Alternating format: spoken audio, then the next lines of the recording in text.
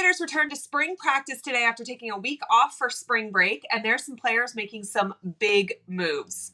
Today, we're going to talk to former offensive lineman Shannon Snell. He's been out at practice. He's going to tell us who really impressed him and kind of his thoughts on the team in general. Shannon, the guys are coming off a really tough season. What's the mood like out there at spring practice? Yeah, surprisingly, Allie, it was positive. It was actually my second practice of being out there. This was the first full padded practice that I've seen, but you know, for a spring practice, it was much more livelier than I expected it to be. Guys were flying around, and I give the coaches credit because they were coaching like they were in season. So I'm pretty excited about that. I'm excited about coming off of a 6-7 season, coming off of all the tumultuous things that happened at the end of last year. They're ramped up and they're having a good spring. Guys are looking good. Looks like the weight room treated them nicest this off season. So I'm pleasantly surprised just as the optics of that second practice that I saw. All right, let's get right into this. Tell me a little bit about the quarterback battle. What are you seeing out there? Yeah, so it's always this thing about quarterbacks where you just generally, and I tweeted about this. You generally don't know what they're going to look like until the full game reps happen. The bullets start flying live. You got defensive linemen bearing down on your neck. For all intents and purposes, I got a good look at Graham Mertz, and I know him coming from Wisconsin. There was a lot of questions. There were a lot of nobody really knew what we were getting. Just the sample size that he had when he was there. And, he looked good. I got to see him in the red zone an awful lot. And, God bless America, Ricky Pearsall. I mean, I was a big fan of his to begin with. But he was cooking people. He was like Eminem out there. He was beating everybody up in one-on-one battles. So I was like, and not to mention that, you got Andy Jean, who's made a lot of buzz. He doesn't look like a freshman. I mean, body-wise, he doesn't look like a freshman, but he's crisp on his route running. And if we're going to watch out for a guy, it's going to be Keon Zipper. He's got to be a guy that really steps it up. But as far as quarterbacks go, Graham Mertz looked good. He was thrown against air, nobody bearing down on his neck, but he looked like he was placing the ball in good positioning. He looked like he had got the timing down with a lot of his guys. So I think that's all he really needs. He needs that big offensive line to protect him. He needs some game reps. He needs some reps in this Billy Napier offense. But from what he looked like off of a snapshot, it was good. It was crisp. Nothing was off target. No balls were dropped. So that was good news. Shannon, there is so much hype around Andy Jean. You've already mentioned him a little bit, but before we dive a little bit deeper on how he's doing out there in practice, I want to give everybody the opportunity, if you're watching right now, do me a favor, go ahead and subscribe to the channel and give a big thumbs up to this video. This is our very first former player that we've had on, my good friend Shannon Snell, and I want it to be our most liked video yet, so make sure that you give it a big thumbs up. All right, Shannon, you touched on him a tiny bit already. I feel like everybody has tons of positive things to say. Tell me a little bit about what you saw about Andy Jean out there and really the wide receiving core in general, which has been getting a lot of love in the media lately.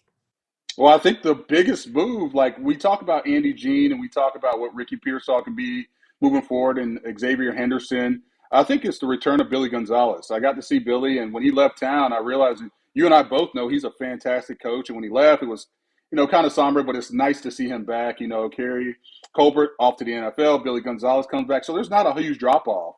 And what you can see him coaching up these wide receivers, Andy Jean in particular, because I think Andy Jean has the potential to be on the field and be a really important part of this offense.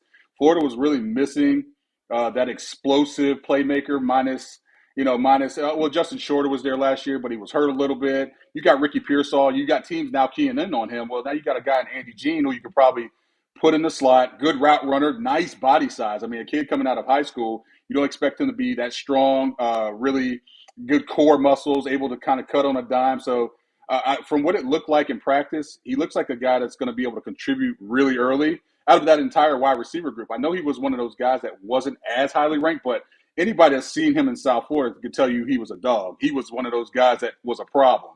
And you could see it in practice. Great route runner. Everything that you saw on his tapes and coming out of high school, he's exhibiting out there on the field at Florida.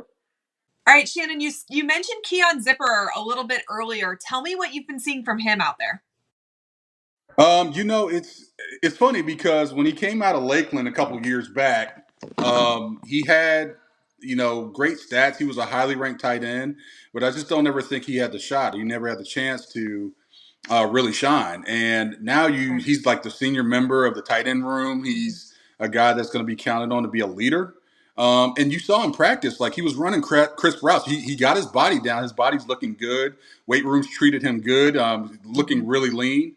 But I think more things than anything else, he's starting to play the part. He looked the part before, now he's starting to play the part. So I think that's great for him because he's going to be counted on. He's going to be a weapon, and he's going to be that weapon for Graham Mertz when Mertz can't get it to the outside or where somebody's covered. He's going to be that protection blanket underneath that's going to be able to take that short little pass and turn it into some yards. So I'm pleasantly surprised what I've been seeing out of him over the last couple practices that I've been out there because it really is time for him to step up and take that next step in his Gator career. Shannon, you commented on Twitter that you think that the offensive line depth looks really good out there. Do you think there's a chance this offensive line is every bit as good as last year's team? Yeah, I think so. I mean, last year you had some starters there and a couple guys that left the program and stuff, but I think the Gators look great depth-wise. Last year they had 6 or 7 guys that could play. This year they have about 9 or 10, maybe 11 guys that you could put on the field and still be, solid. Like one guy, Richie Leonard, who was going to step up. I think Richie's playing the right guard position. Kingsley Ekigon, he is legitimately. I think he has the chance to be a day 1 or day 2 draft pick. He's really athletic. He's the leader of that line. But then you got guys like Jordan Herman. You got guys. This is a massive line, Allie. Let me tell you something. This line averages over 320, and they're all about 6'5", 6'6". So they're massive, and you could tell this is what Billy Napier wanted to do when he installs his offense. He has big guys, big offensive linemen. You saw what Osiris Torrance last year. He brought that with him from the University of Louisiana. That's the kind of guys he likes because it's a run-first offense that sets up play action. It sets up a lot of good things in the passing game. But if you can't run the ball in this league, in the SEC, you generally can't win football games. Georgia's shown that 20 times over. So I think this offensive line has good people. So if somebody goes down, and I think the real star of this line is going to be Austin Barber. Like he was one of the guys that I really favored last year. Stepped in last year, was able to take that right tackle position. He's playing left tackle in the spring, doing a good job. And I'm fanboyed with what Rob Sale and Darnell Stapleton are doing with this line because you always have this dream to play or be coached under certain people. Rob Sale's one of those guys. He's an offensive line coach who's in your face, but he's getting the best out of these guys. Shannon, you were an offensive lineman. Do you think from a recruiting perspective, it would have been really interesting to you, advantageous to be recruited by 2 offensive line coaches? It would have. It was 2 offensive line coaches that have real NFL experience. Stapleton played with the Pittsburgh Steelers, played with Max Starks, by the way. He played with Max in the league. And then you have Rob Sale, who played in the league, but he's fresh off of coaching the New York Giants a couple years ago when they had a really good line. So those guys know NFL football. They know the schemes. And if you're an offensive lineman, if you're a guy that's considering a school, if you want to be developed, why not buy 2 guys that played in the pros if you want to get there, right? A lot of times people know the X's and O's. There's coaches around the country that do that stuff, but I'd rather take the advice of 2 guys that have been there, that have coached there, and done it at a really high level. All right, Shannon, we both know that the defense has struggled the last couple of years. Is there anybody that really stood out to you on that side of the ball? Yeah, Jason Marshall. I put that out there. Jason Marshall, I think he was a little bit confused in that cover 3 scheme last year. And then the cover 3 scheme is, if you've never really played it, it's an intricate defense, which it forces you to cover zones. It forces you to do some stuff that's not normal because coming out of high school, a lot of guys play cover 2 or man-to-man. That's just what it is. That's what guys, and generally it's man-to-man. Jason Marshall got outside of that zone last year, was probably able to do it to the best of his abilities. But you see him this spring. They installed a little bit more man to man, and I saw him in one on ones. Like he was other than Ricky Pearsall, like he was locking everybody down, and him and Pearsall back and forth. It was a great matchup. I kind of equated to what Gervin Dexter and Osiris Torrance did last year. You're going to have those 2 guys. Those are going to be the leaders of your offense and defense. Those are going to be your playmakers. And I'm kind of excited to see what both do. And Jason Marshall, this is basically like a contract year. This is a year that's going to prove if he's a day 1 pick or day 2 pick in the NFL draft, or he's going to be a guy that's just, you may have to stick around for another year. I think he has all the talent. I really do. And I generally don't talk about the defensive backfield, but I am excited to see what he does because 2 years ago, he was ultra talented and he put a lot of good film out there. Last year, he kind of took a step back, but I think he's going to be able to. I think he's going to be able to kind of rewrite the ship this year and have a better year than he did last year. Were there any transfers on defense that really stood out? As far as the first practice, no, there's no real transfers that stood out so far. I know we got a couple of guys. I didn't pay as much attention to defense because I was looking at the offensive side of the ball. I'm going to be at practice tomorrow, and I'm anxiously going to just check out the defense. I know Mike Peterson, linebackers coach, he's happy with some of the guys he had come in there, and they're playing good ball and they're restocking the shelves after losing like Ventrell Miller and losing some of the guys on the thing that he really counted on. He's going to have some guys step up. And Allie, the first scrimmage is coming up here in next on Tuesday. So I think you can get a real gauge from quarterback perspective, from a defensive perspective, what these guys are going to actually look like. I know defense took some hits last year. They took some, it was it was a tough defensive scheme in year one. But I do think that these guys, the coaches, have done a really good job in the spring of instilling the expectation. It's not so much a defensive scheme; it's the expectation of flying around the ball, stuff that got left in the dust at the end of the Mullen tenure. And I think Billy Napier and I think his guys, his defensive coaches, have really done a good job of forcing the issue of having great spring practicing so you can play the part when the games come. I think that's really what it is, and there's competition. One thing I will also say is addition by subtraction. There's some guys off of last year's team that probably they needed to go. They didn't need to be there. Now it's one guy had told me while I was at practice is that this newfound competition among everybody. They want to be the guys on the field. Doesn't matter. Everybody's starting fresh. I don't care if it is Jason Marshall. I don't care if you. I don't care if you played last year or 1,000 snaps or whatever it was. There's a competition out there for every guy on every side of the ball to be the guy on the field so that they're playing on Thursday night and or Saturdays. All right, Shannon, I know you said you didn't watch the defense quite as closely as you watched the offense, but did you happen to notice if the communication in the secondary in general was a lot better now that Corey Raymond is the coach of both the safeties and the quarterbacks? Yeah, I love Corey Raymond when he was at LSU. He was calling defenses there, and at some point in time, you would hope he would do the same. And now that he's got the assignment, you could tell the communication is so much better, and especially in the defensive backfield. You got guys talking. You got guys literally communicating with each other. A lot of times last year, we saw guys pointing things out, throwing their hands up. There was a lot of confusion, and I get it. I get the fact that, like I said, that cover three defense is tough, especially if you're not communicating. So I think the point of emphasis for him and the defensive backs is to communicate. Defensive backs communicate to linebackers. Linebackers communicate to the defensive front. And I think if everybody's at least on the same page, even if you're doing it wrong, at least everybody's on the same page and it can bail you out. I think what happened last year is like you got two guys doing something wrong and it's a broken coverage and we see big plays and big touchdown passes, big runs.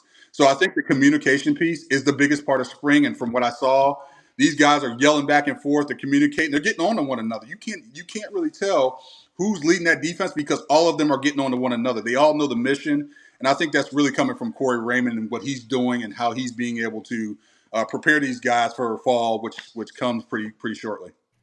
Shannon, you know that special teams are something that I am, more of a fan of than the average person. Sure.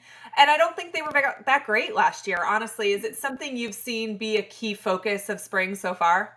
Yeah, Billy Napier was one of the ones that was most vocal about that. He said, in his tenure at the University of Louisiana, the reason that they won certain games was because they were able to block punts or able to return, be really explosive in the return game. We didn't see a whole lot of that last year, and that sucks right. Because. And I think it's coming down to the fact that, hey, maybe a guy like Andy Jean should be on punt return. He's a guy that's able to cut on a dime, able to do that stuff. And I'm not going to get away from Xavier Henderson because I think he's fast. I think he's explosive. But it is getting everybody on the same page. One blown block on special teams could cause a block punt. As you know, Eric probably told you that many times, right? But in the same breath is that it's everybody operating on the same page. And I think what's happened so many times this past season is that everybody's caught in their head on what they're doing on offense and defense, and they're worried about like the lights and everything else that's going on. First year coach, and I think special teams got left in the dust, and it's such a big part of the game. It determines, and if Florida changes the field on special teams, because that's a big part of it. If Florida blocks a punt, it has a big return. There's maybe 2 or 3 games that they win or Sure. closer in. I'm generally saying win, and that changes the record from Mhm. what 6-7 to 8-5 or to 9-4. We're talking about Mhm. small little things. Florida was in a lot of the games that they played this year. We're talking Tennessee. We're talking even somewhat Georgia in the first half. They were in the game, but they just need something extra. And when you have a young Mhm. team, you have a Yeah. team that's inexperienced. Now you have a team that doesn't have a quarterback as explosive as Anthony Richardson was, so he can't bail Mhm. you out. You're going to Mhm. have to be able to pick your spots in the special team game to make an explosive play.